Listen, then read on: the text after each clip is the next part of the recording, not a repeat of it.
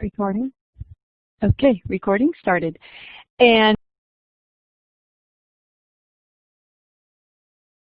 stuff, I started the recording, so okay, we're just going to ignore that. So there is this little pointer thing that you have, and you can make the pointer a finger, or you can make the pointer a smiley face. The request is that I ask you to put your pointer where you are in the world, and in order to get your pointer to show up, you actually have to press down on it. You can't just hover it. Like right now you see that my pointer is not moving. That's because I'm hovering. You have to press down, and we should see your pointers. So I'm in California, and I see a star hovering somewhere in the United States. Somewhere mountain time, eastern United States.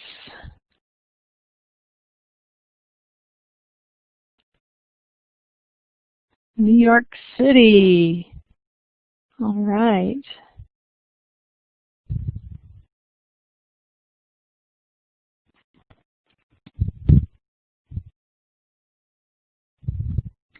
So you guys have permissions right now. That means if you're using the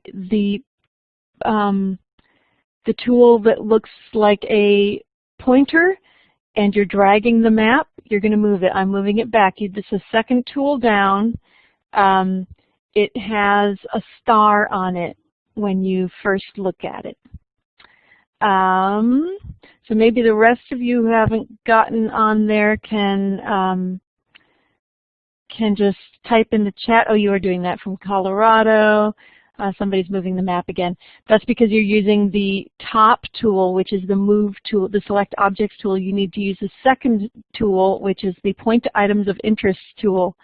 So I'm going to move that map right back so I'm in California again. Somehow I flew to Denver without even knowing it. Or maybe I was in Pine, Colorado with Olivia. Okay, it looks like we're all Americans here at the moment. I'm going to move on, and I'm going to turn off whiteboard tools so that nobody makes any mistakes, and move on to my slides. So please, at any point, if you want to say anything, you've got a little raise hand thing above all the list of our names, and just click that. So if you ever want to get my attention, you can type things in the chat box. You can also respond to me with the thing on the very left. You can show emotions. You can applaud if you want, and that hand is the raise hand, and then the check mark is if I ask something, a question. Say, I'm going to ask, are you a homeschooling mom? I would answer, yes, I am a homeschooling mom. And you all can do that. So I got interested in this, and it doesn't look like I'm worrying too much about. I was a little worried with the online format about who might turn up and might want to argue with me about the validity of feminism. So I just put this little note here. That's not what we're here for. So here to talk about the fact that we're doing something that looks a whole lot like something our grandmothers or great-grandmothers might have done. So it sort of has this retro feel to it, and I don't know if any of you have had this situation, but I certainly have had the situation where I feel like I am, looked at as this this person who's rejecting feminism because of what I'm doing, and I certainly don't see it that way. So where I come from, I grew up in a small town in the Midwest, very conservative, and nobody ever mentioned feminism to me, and it just seemed obvious to me. Just like, it was like breathing when you need to breathe, eat when you're hungry, and gender shouldn't matter. It just seemed obvious to me. So that's sort of where I came from. And then, of course, I went off to college, and I discovered that there is feminism, and that there are women who agreed with me. And almost all of the moms I knew were stay-at-home moms when I was a kid. And so when I became an adult and had kids, my image of the homeschooling mom, as many of us are, were either the subservient from the more conservative end of homeschooling, or the hippie, the sort of, you know, granola mom who's doing everything for her kids and not doing anything for herself.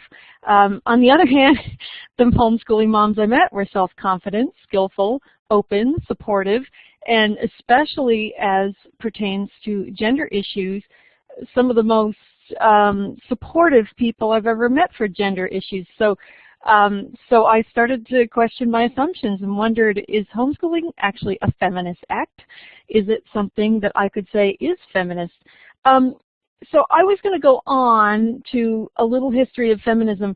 Raise your hand if you feel like you need, or actually give me a green check, I should be saying, if you feel like you need a history of feminism, or whether I can really zoom past this and so we can get to the conversation part, which is so much more fun. So anyone feel like you need an in-depth? Okay, so I'm going to really zoom past this. So we had the first wave, which was just the basic rights of women, the women's suffrage, right to be educated, better working conditions, women's health. Then we had the second wave, which was addressing less immediate concerns, as in cultural and political inequality, workplace discrimination, higher education, control of bodies, and reproduction.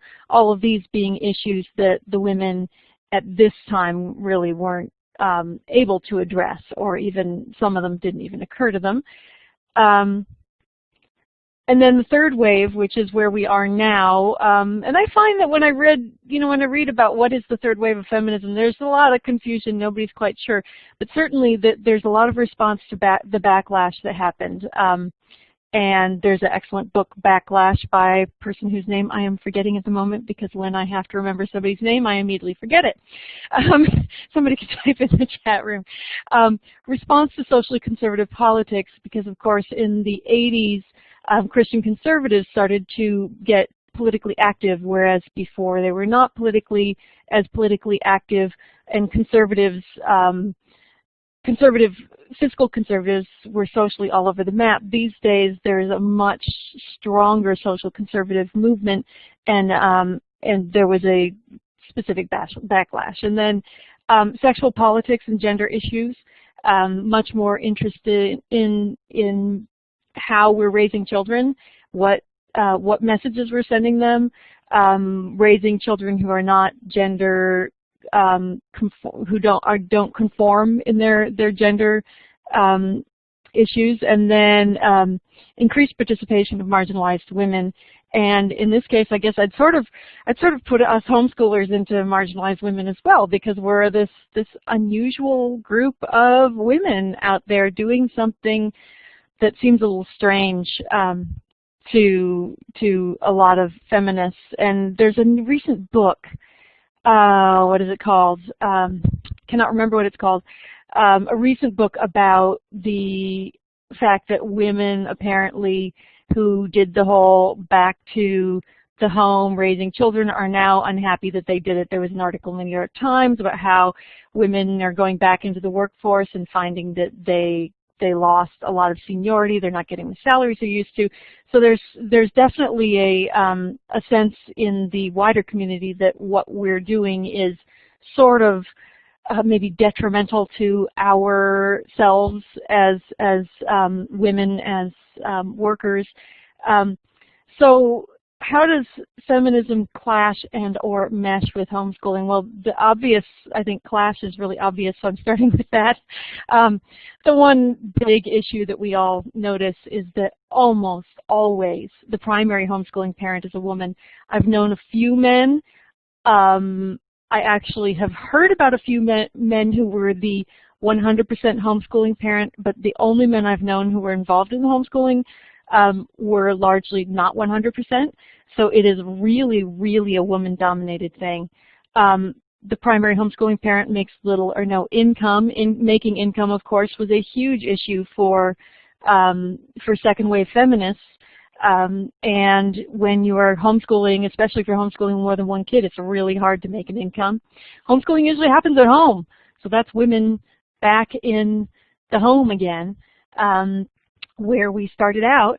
And the other parent usually works outside of the home. That's actually not true of my family right now. We are all working at home, and I do work. I'm not just homeschooling, but I'm also working. And my husband, though he doesn't do a lot of formal homeschooling, is really an active participant in our homeschool, in decision making, and also in the sort of less informal part, the more informal parts of it, like, you know, reading at night and talking about issues and things like that. So these are all ways in which homeschooling clashes with feminism, how we've seen feminism, and so this leads to some questions. Why is the primary homeschooling parent usually the wife? Or in the case, I have to say that there's been a few cases I've known where it's been a same-sex couple, so it was the wife, and it was also the wife who was working. So I suppose that in that sort of breaks the stereotypes anyway. So how does being the wife in the home, being the caregiver, being the teacher, and fulfilling all these stereotypical gender roles, how does this affect our relationships with our children and our spouses? How do families have to redefine the relative worth of making money and homemaking and home educating? Because, of course, we've gone from the 70s, 80s, 90s ideal of the woman having some economic power in the home to choosing no economic power, in a sense, by homeschooling. And how are decisions made in modern homeschooling families? And certainly this is the decision-making in homeschooling families is as wide as the families that do it. So, but these are the questions that sort of came up with for me when I was thinking about the way that feminism clashes with homeschooling. But on the other hand, homeschooling really meshes with feminism in a major way. It really is the ultimate rejection of our societal norms, that we are stepping outside of what what do people say when they see a kid about kindergarten size? They say, where do you go to school? Did you just start kindergarten? So school is so deeply enmeshed in our society, and so just by homeschooling we're already saying, we're making an announcement, I'm outside of the norms. Our children are not exposed to unquestioned gender assumptions, and this has been so important for me as the mother of a boy and a girl, both because the boy doesn't always have boyish attributes. He's a person like anyone else with a wide variety of attributes, and no one tells him that it's girlish.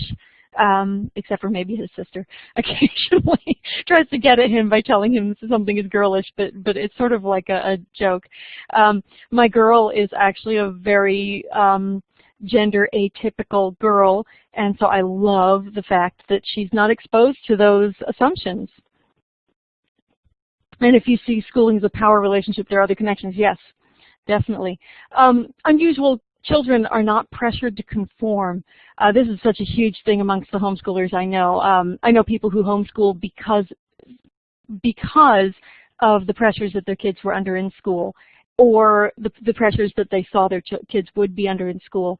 If you have a kid who's a real follower, it can be something that's really, really a concern when you don't necessarily agree with the sort of cultural assumptions that kids at school are going to be making.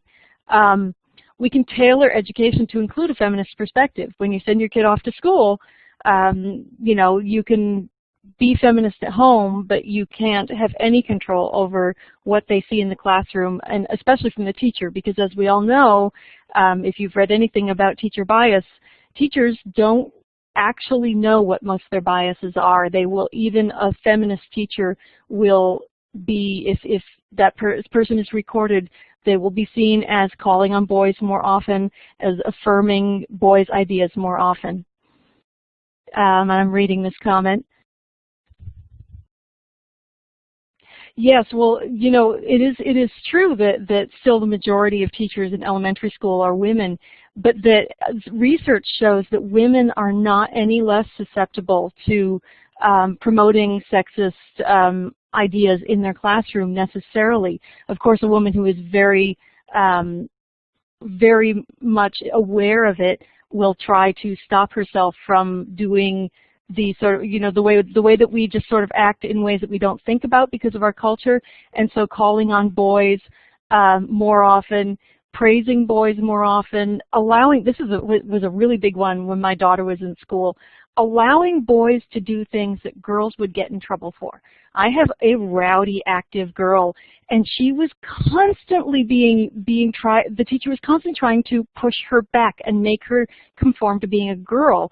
And the teacher was not a blatantly sexist person, and she was a woman.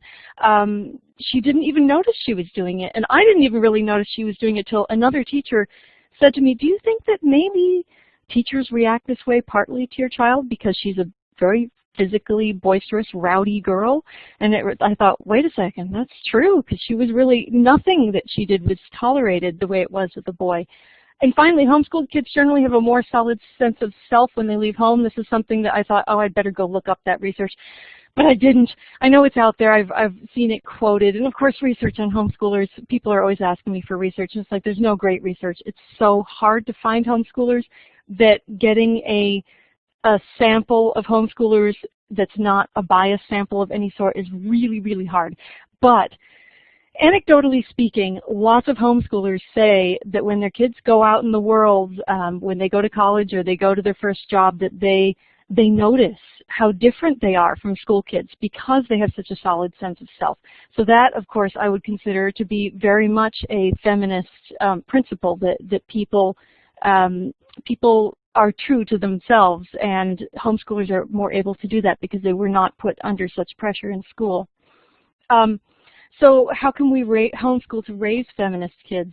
And this is something that I am really concerned about because I don't necessarily think about on a daily basis, you know, what am I teaching my kids? Am I teaching them about feminism? I haven't. I've just started with my teenager. I don't think my 10-year-old needs so much explicit teaching about what feminism is. But you know, how can we homeschool to raise feminist kids whether or not we teach about feminism? And yes, Steve's point, the trying to defend homeschooling using traditional measures.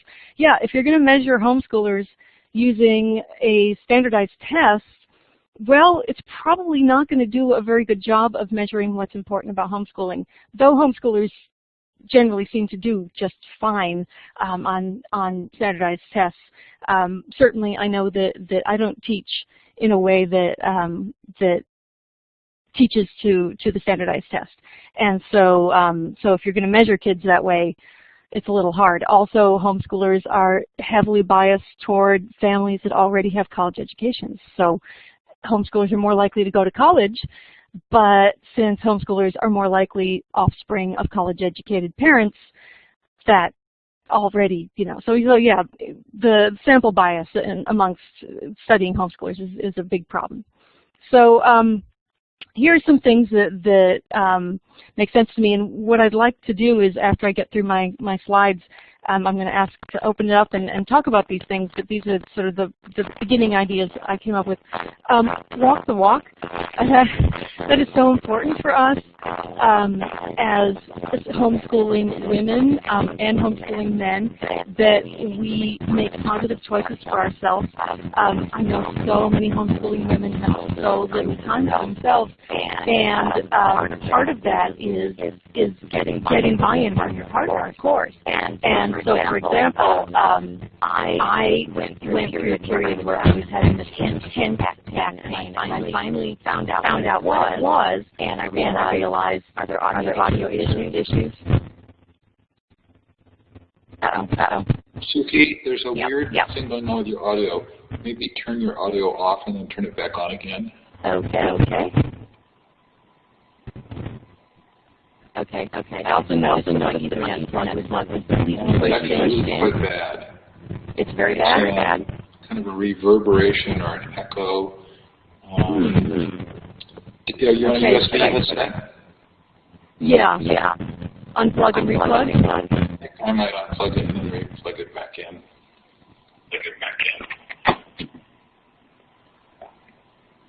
Okay. Now, we can Here still I hear am you, but I again. can How's see that it's sounding? your laptop mic. It's sounding quite good, but my guess is it's actually your laptop microphone. Oh, okay. Should I? Well, the sound fine. is coming through my headset. So okay, I'm better. Okay. Oh, all right. either way, you're good. Smart. Okay. So yeah, making positive choices for ourselves is so important. And so I was talking about the back pain. So I had this horrible summer, and I finally figured out that if I walked every single day, fast, vigorous walking, not sauntering down the street or in the woods with my kids, but fast, vigorous walking, I could maintain my health. And so I just said to my husband, I am going to walk every morning, and we're going to figure this out. And we did. But previous to this, I had always said, I don't have time to exercise every day. It's too complicated. I have to get my kids here and there. So you know, we have to get buy-in from our spouses, our partners, or our friends if we're a single parents, our friends and families to help us take care of ourselves. Respect for our roles as mother and educator. So important that whenever we hear anyone make comments, especially like say at a family dinner and your brother or sister makes some comment like, well, you're at home all the time not doing anything important, you have time for this, that we make sure that our kids hear us say, I feel that educating my children is an extremely important job, and not being afraid to say that in front of other people. And if we don't feel that the message that our spouse is sending is respectful, talking to our spouse about it, because usually our spouses don't want to sound disrespectful. Most of the stuff comes from us not really listening to ourselves. Offering girls every opportunity to be themselves. Shun popular entertainment that enforces female stereotypes. And this is something so great about homeschooling, that we don't have our kids going off with 32 other kids every single day getting their input on what is cool. The homeschoolers I know, some of them do like some popular entertainment, but it's really so great that they can develop their interests, and the other homeschoolers usually just, no matter how weird the interest is, it's like, oh, that's cool. Okay, I like that too. They don't push each other to enforce stereotypes. Expecting our boys to be feminists as well. Help them see when boy culture diminishes the roles of girls. If, for example, you hear them say something like calling one of their friends a girl for not throwing a ball well or something, call them on it. I mean, I think we need to call them on it. It's part of our job. Teach all kids about the history of women. Make sure that when we're teaching something that we don't just fall back on, well, this is what everybody else does. So, all the scientists in this video are men, but I'm not even going to do it. I'm not going to worry about that. Instead of that, always question, is there someplace else that I can get a better video that shows some women scientists, or can I supplement this with a video about Marie Curie or something like that? Conscious inclusion of feminist role models, that we as women staying home can make sure to keep up our relationships with working friends who can come to our home, or we can see them out in the world working with our kids. And that reminds our kids that not every woman chooses to be at home, and that's okay. And it's all about the choice. I wanted to say a little bit about what we need, because I think it's so important, and a lot of us don't think about this. And I know some of you are out there thinking, I'm not going to have a room of my own, like the Virginia Woolf, a room of her own. I really think that all of us probably have a corner that we can carve out, that we can say, this is my corner, that let me have my little corner. Even if it's the corner where you keep your homeschooling supplies, having a space where you say, when I'm in my corner, I don't want you coming in here and taking stuff and altering my space, because I need my little space to be me. There's nothing wrong with saying that. Having your own interests and pursuits outside of homeschooling, and this is so hard. I mean, I know it's so hard, but I get together with a group of homeschooling moms once a month, and we just sit around and talk, and those who are knitters knit, and it really helps for, I think, for our kids to see us going out and saying, no, you're not welcome to this. This is a meeting you're not welcome to, and that's just the way it is, because I need my me time. Acknowledgement that unpaid work is work. We are providing a custom-tailored education to our children, no matter how we legally homeschool, and there's a variety of ways in California. I know everybody, depending on where you are, in California you can set up a private school and it just has your kids in it. Well, I don't care if you're not legally homeschooling a different way. You can think of what you're giving your kids as a private school education, and you can say, hey, I'm saving our family $60,000 a year. That is certainly one way I think of it. And getting respect. All of us need respect from our children and our spouse. And if we're not getting it, we need to work on it. And on my talk tomorrow, for beginning homeschoolers, one of the things that I recommend is really being sure to set things up so that you have some way of having some sort of official communication. I recommend family meetings, but some sort of official communication channel, so that when you need to communicate, it's not this weird thing. You're not bringing up some huge new thing, that it's just something that we do. Oh, we all write in our thoughts book, or we all have our family meeting every Friday, and that's just normal, and mom's saying that she's feeling stressed out. Okay, we're going to listen to mom now. And yes, and I don't know, Orinoke, is that how I would say that? Yes, that emphasis on subjects that that are viewed as boys' areas like STEM. STEM careers, that's science, technology, engineering, and math, right? Is that right? So STEM careers, yeah, making sure that we don't, and that similarly with boys, if we have boys who want to learn how to sew, that's fabulous. And in fact, it used to be that men did learn how to sew. Now hardly any women learn how to sew.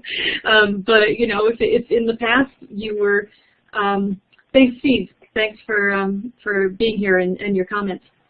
In the past, if you were a man who didn't know how to sew and you weren't married yet and you ripped your trousers, what were you going to do?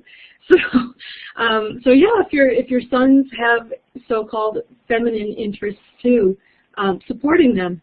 And I just love at our homeschool co-op how when we have what looks like feminine sort of things, like this summer we had a series of workshops on fiber arts, and there were tons of boys there, and that we have someone who runs a technology club, and there's tons of girls there. So it's really great the way that we don't do that to our kids. We don't force them into stereotypes, and then you find if you don't force them, you end up having girls who like technology just because they do, and you end up having boys who like fiber arts just because they do, because they haven't been pushed into anything. So my conclusion, the feminist homeschooler is not a contradiction, and feminist homeschooling can be a feminist act. So I would love to hear a little more from everybody else. I'm going to put up my questions to ponder, and I'm not going to make you actually ask those questions. But you can turn on your microphones. Yes, I've given you microphone permission. And it's this the first thing to the right of your, oh no, it's not the first thing, to the right of your name, you see a participant options menu, and then you see a little microphone. You can just click on it if you want to talk. So do you consider yourself a feminist as a homeschooler? I'll ask that first question, and if somebody wants to answer that or something else, please do.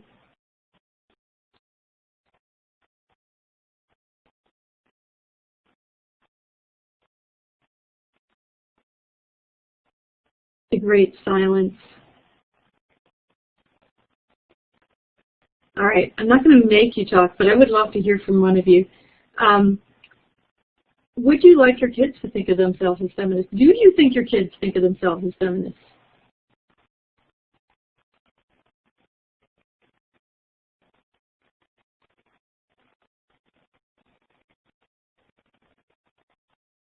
I find it difficult that I'm not modeling a woman working outside of the home for my children. Yeah, I mean, definitely I do work, but I work inside the home, so I don't go anywhere.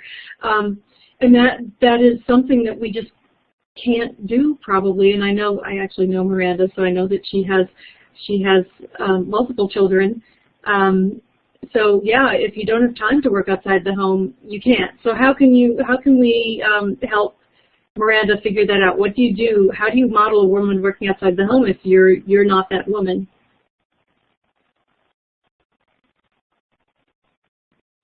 And Roanoke, I'll get to you in a second. What are some solutions?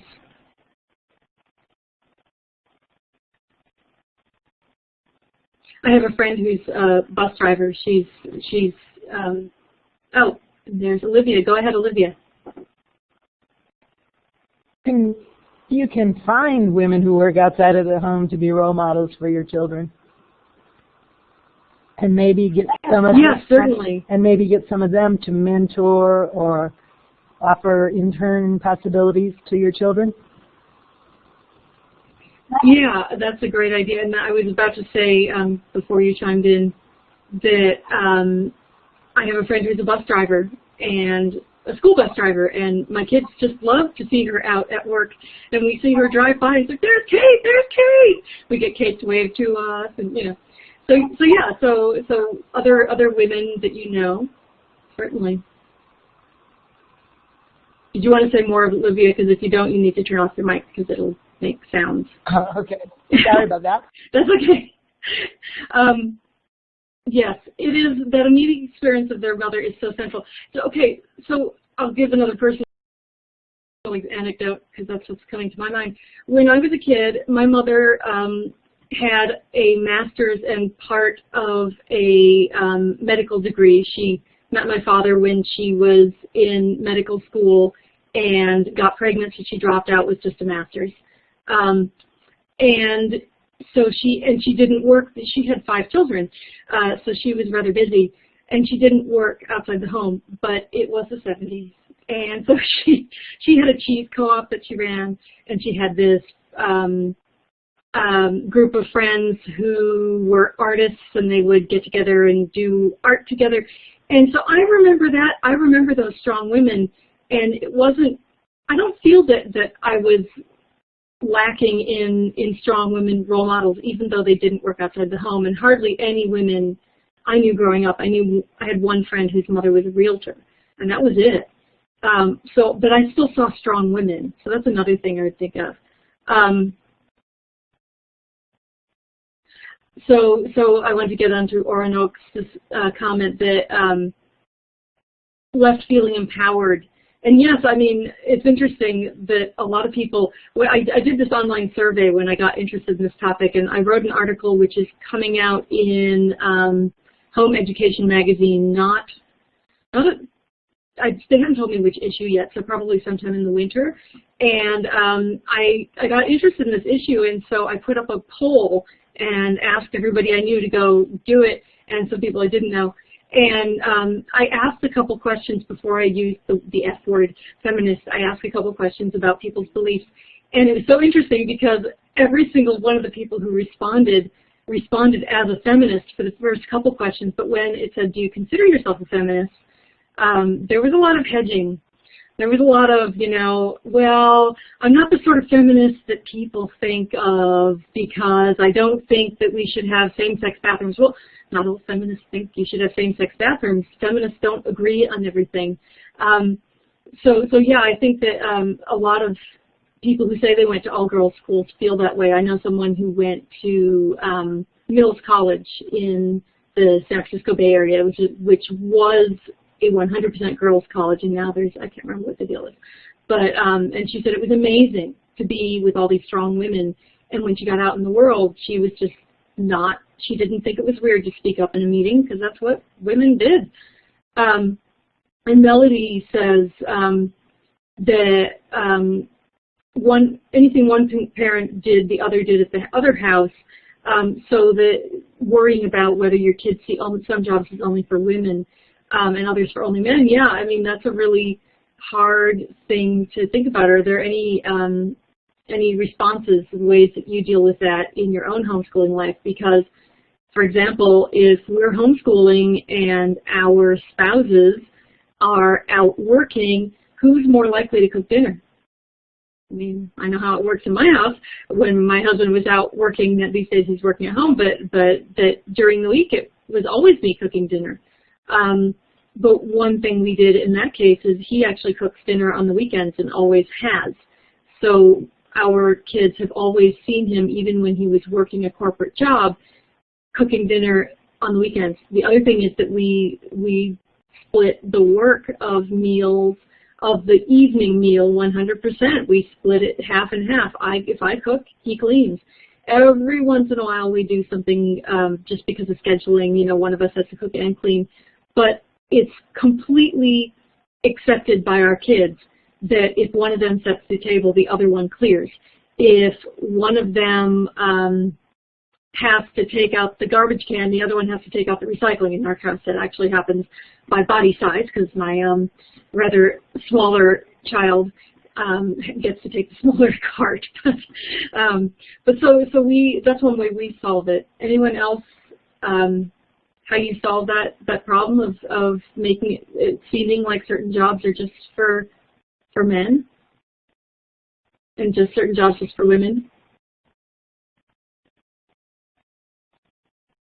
Yes, and yes, there's another issue of the freedom not to work.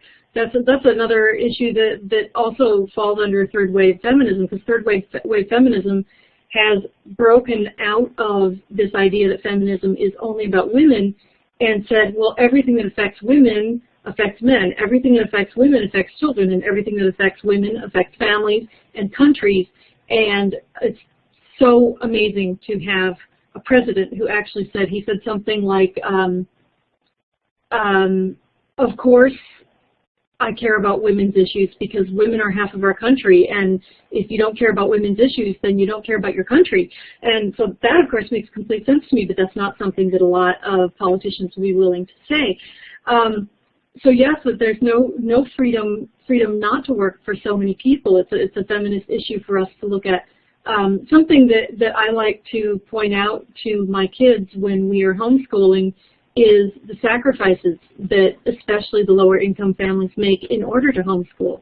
I think that really helps give them a sense of you know, that we all of us who are doing this are making some sort of compromise, and that's why it's so important. That's how we show that it's important. And so I have known quite a few lower income families who homeschool, and I'm amazed. I mean, I know what they do, and what they do is incredible. They learn to live within their means, and that means that they don't do a lot of things that families don't even question. Like, they never, ever, ever go to a movie theater, but they do poach. I mean, my family, we poach off of my parents' Netflix account, so we don't have to pay for Netflix, and that's one way that we save money. Is, you know, we watch all of our movies on Netflix, and we poach off my parents' account.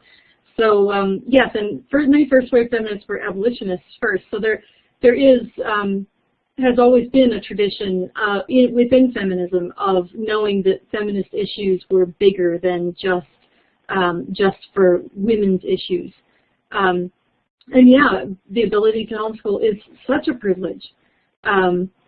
It's something, you know, it's a privilege both politically because of our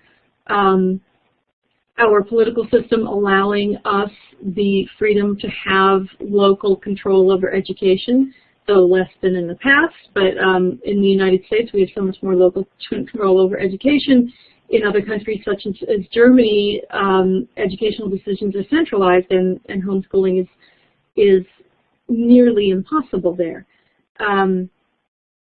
Yes, Orinoke says that we can do all sorts of things to contribute to our family economy. I find that as a homeschooler, I am out in the community so much more than working moms that if I wanted free stuff, free education for my kids, that's one thing that we get.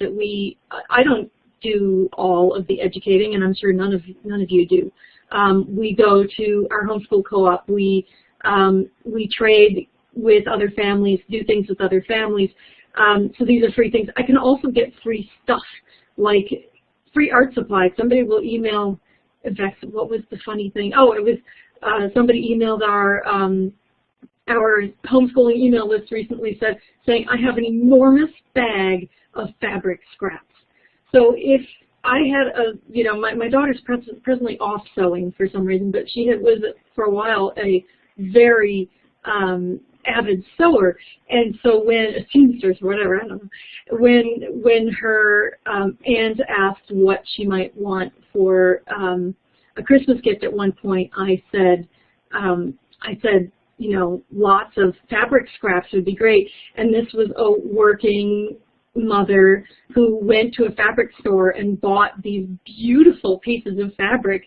And I thought it was a really wonderful gift, and I really, really appreciated it. But I thought the homeschooler would have emailed her friends and said, I need to collect an enormous bag of scraps. Do you have any to throw in my bag?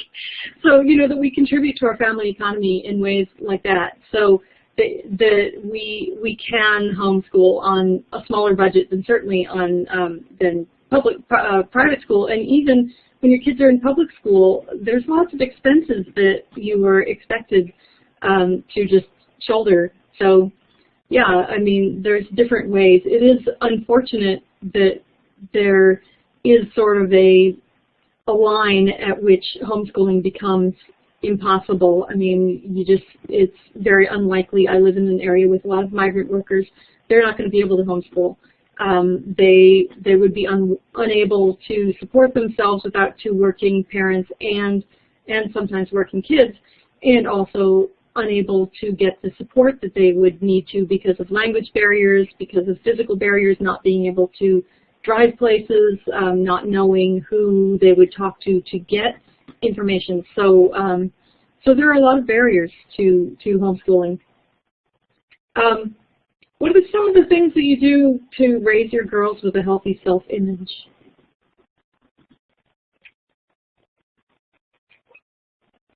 Get a glass, drink of water here.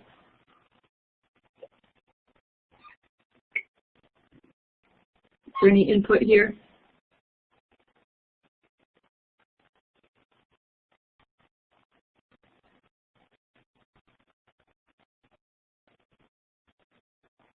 I know that I have felt so lucky having a non-conforming, a child who doesn't conform to gender norms. I mean, right now I wouldn't call her anything but just a girl who prefers to have short hair and wear boys' clothing. But it's been so great to me that I don't have to force her. She doesn't have to force herself into something that would make her hate herself. She can love herself because nobody ever tells her there's any reason not to love herself. Yes, Miranda, trying to model positive self-image, that is so hard.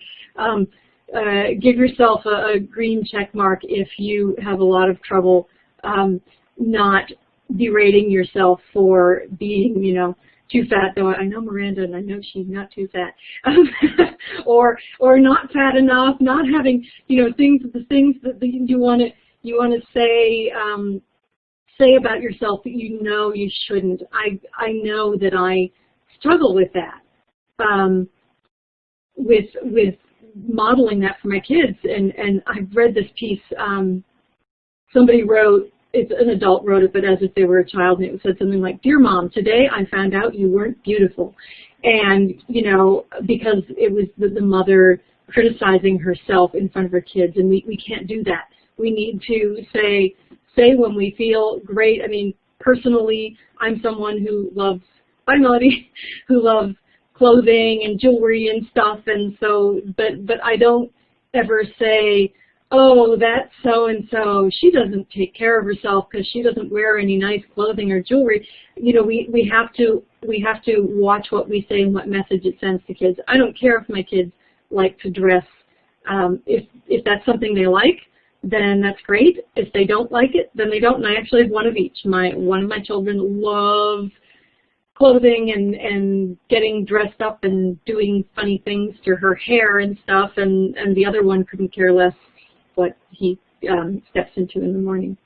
And yes, avoiding and exposure to positive media images, and that is so hard because especially the just going into a store and all the stuff that you see in the store. My daughter, when she was 4 or 5, had never seen Dora the Explorer, but she wanted Dora everything, and at least Dora was not like a horrible, you know, skinny, you know, impossibly skinny, girly sort of character. So I was thankful that Dora actually, you know, just looks like a cartoon kid. But she had never seen Dora, and she was obsessed with Dora. So even when you see, you know, Miranda, yeah, I avoid almost all mainstream media also, and yet my kid was obsessed with Dora. I mean, how did that happen? A babysitter one time showed her SpongeBob. I was appalled. It was like, you showed my child SpongeBob. How could you do that? So, yes, an exposure to males who hold positive attitude towards females is really important. I was going to go to this just plain slide, and I'm going to give you all permission to do what you want. And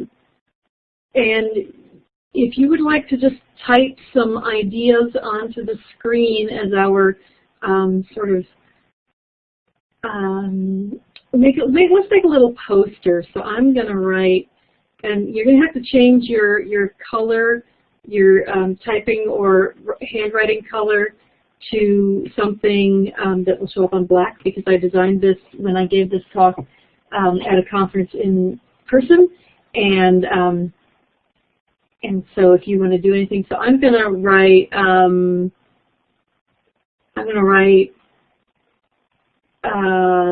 want a strong girl. Oh, you know, see, I always start doing the handwriting thing and think it would be nicer, but I have so much trouble handwriting on the, but if you want to type or handwrite some thoughts you have about what you would like your children to be like, and I'm going to change to typing.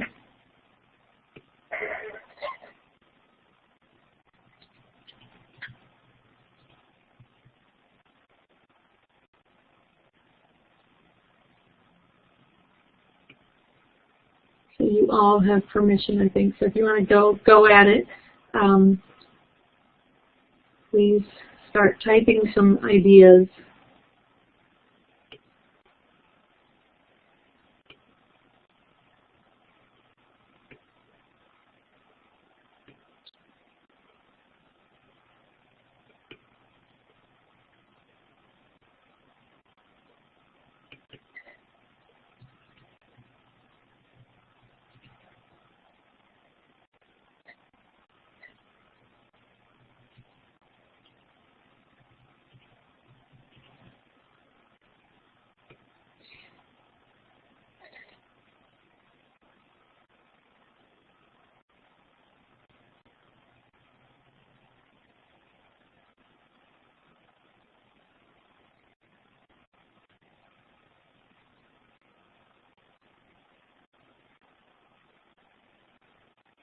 Oh, and while we're doing this, I wanted to go get a link for you. There's a lovely article by Wendy Priesnitz, who's the editor of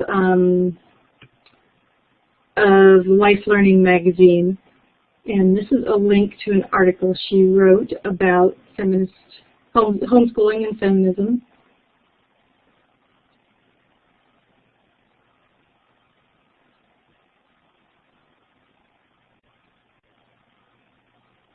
I like that. I think that was Oronoke who wrote having a very male family, welcoming in those as the sons grow up and have relationships, to, you know, welcoming in any women that they bring in, and giving them the respect that the the boys and men are given as well.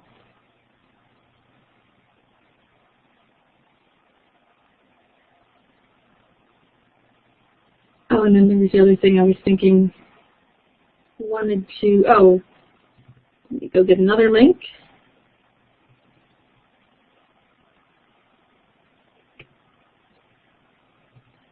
I have been subscribing to these people's Facebook page, and they send out all sorts of wonderful stuff, both for parents and for girls. Things for parents, suggestions of books and ideas, and directly for girls, things that today they had a link to a girl who has this very popular YouTube channel. She's a maker, she makes stuff, and that I really like the stuff that they send out. Does anybody have any other links? If you have any, go ahead and put them in places that you like. Oh, and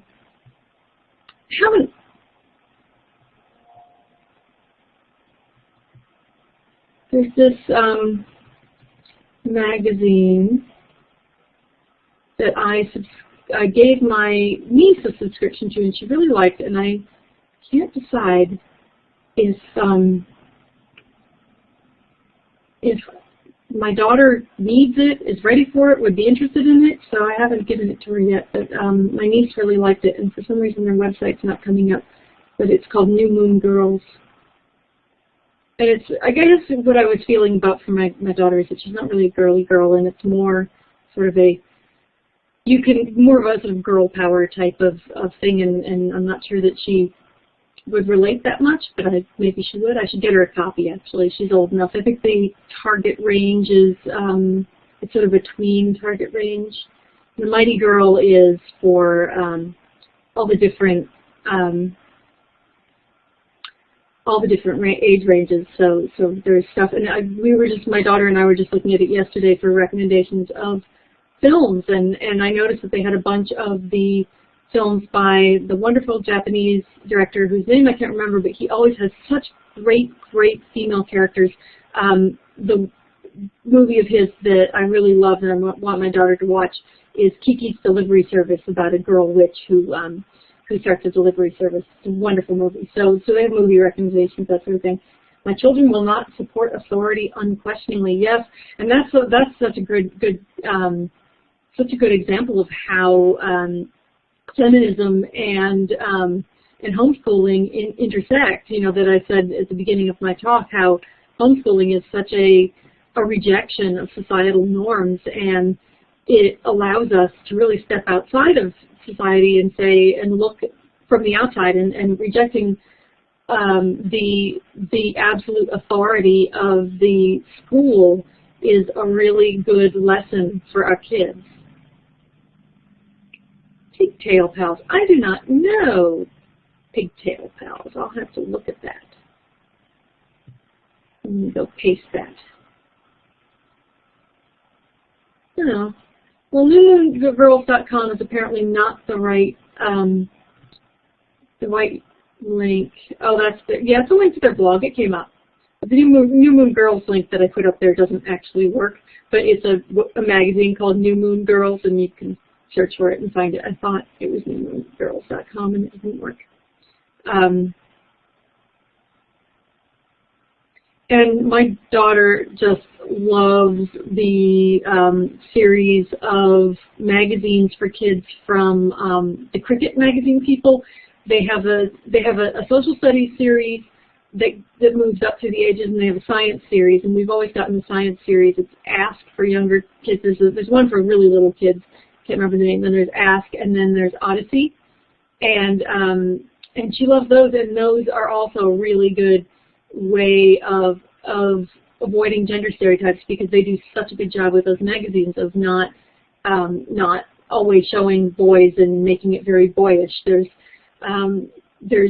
things that appeal to kids across the gender stereotype spectrum. So, you know, we think of cooking as more girlish, and they have stuff about cooking, and it will feature both boys and girls in pictures, and also the kids that write in. So it's really a nice, those are nice ways for the kids to get gender modeling that's not biased in one direction or another.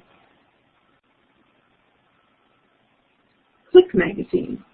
Okay, I'll have to write that down too. These are great. You know, when I gave this talk in person, the thing was that I was standing in front of a group of people, and I find that I can't really take notes when I'm doing that. The nice thing about giving a talk online is I'm, you know, as we're doing this, I'm going off to my Evernote and typing stuff in. It's also from the people who do ask, okay. Interesting that life can be contradictory. Yes, and that the expectations of girls versus women, this is something, this is something I should mention.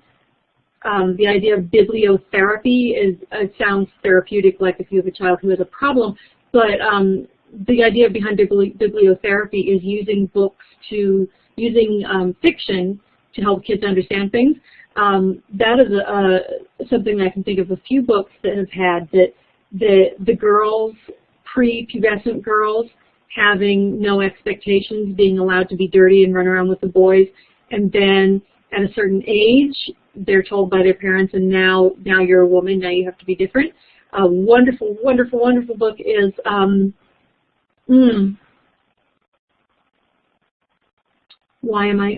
it's like, you know how you can just sort of feel a word there? It's a book about a girl scientist. I wrote an article. If you Google my name and then girl scientists, there's a list of books about girl scientists. And this one, a girl is tramping around with her grandfather for a whole summer learning about science. And at the end of the summer, her mother says, and now we need to start training you to be a woman. And so she's not allowed to be tramping around with her grandfather anymore.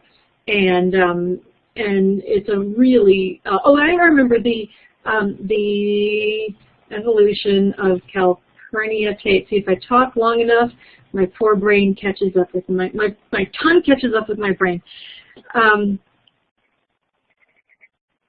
Yes, and the different ideas about gender roles even within feminism. This is something that I find so interesting, that people refuse to believe that feminists are, that we run the whole range of humanity just like everyone else, so that if you have a group of any other group where people believe in some issue, they're going to have disagreements, right? So I don't always agree with Andrea Dworkin, yet people who are against feminism always seem to be unwilling to believe that I could disagree with Andrea Dworkin on some issues and still be a feminist. Yet those of us who are feminists know that this is the inherent tension in feminism, is always figuring out where do we start by supporting women but stop short of forcing women into certain roles. So if we force women into certain roles, that's not feminist anymore. So forcing women to work outside of the home, if their choice is to stay home and educate their children, is not feminist. So we are running out of time. We have 2 more minutes. So is there any other book? Oh, and so let me, I could also put in,